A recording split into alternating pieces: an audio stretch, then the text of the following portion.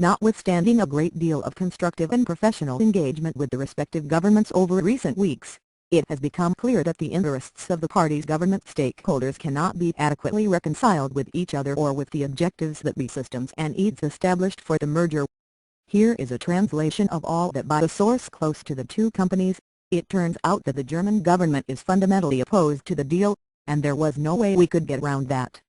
You will presumably recall from my earlier notes. Thank you for trying verbose. This recording will go away once the product has been purchased. On all this pour you that the boards of EADS and BAE made it a condition of the £28 billion marriage going ahead that France and Germany should limit their ownership and control of the enlarged company. Which is why pretty much everyone believed it would be France, with its statist and interventionist penchant, which would blow up the transaction.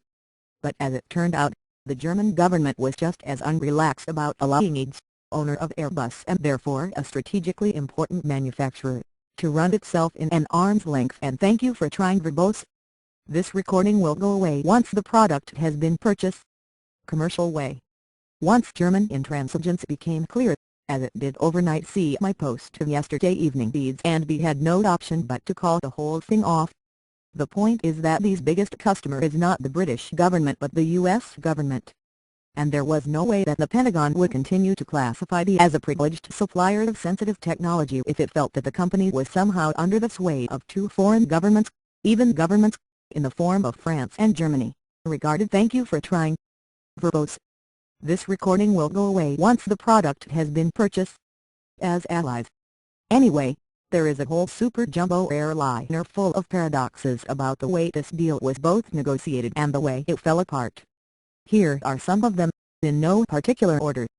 First, the boss of EADS, whose corporate dreams have been squished by Angela Merkel and co., is a German ex-paratrooper. He's been mugged by his own compatriots. Second, BAE's owners, as opposed to its board, are weeping about the collapse of the deal. Many of them, led by BAE's largest owner, Invesco Perpetual, with 13.3%. Thank you for trying verbose. This recording will go away once the product has been purchased. Of the company, had strong reservations about it.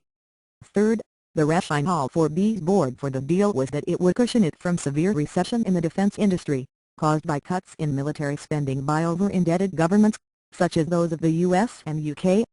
But if only BAE had not sold its 20% stake in Airbus in 2006, it would not be so exposed to the capriciousness of ministers deciding what to spend on jets, military vehicles and bombs. In fact, the reason the merger had the support of the thank you for trying verbose. This recording will go away once the product has been purchased. UK government is that the British Prime Minister is profoundly unrelaxed that Airbus UK, maker of wings for the eponymous airplanes and supporter of 140,000 high-tech jobs in Britain, is wholly owned by EADS, and is therefore in effect controlled by the French, German and Spanish governments, which have a concert party agreement or owners pact in relation to 50.5% of EADS's shares. So although the merger of EADS and BAE collapsed because the German government was not prepared to let go of the enlarged business, the fact that Germany is not prepared to give EADS its commercial thank you for trying verbose. This recording will go away once the product has been purchased.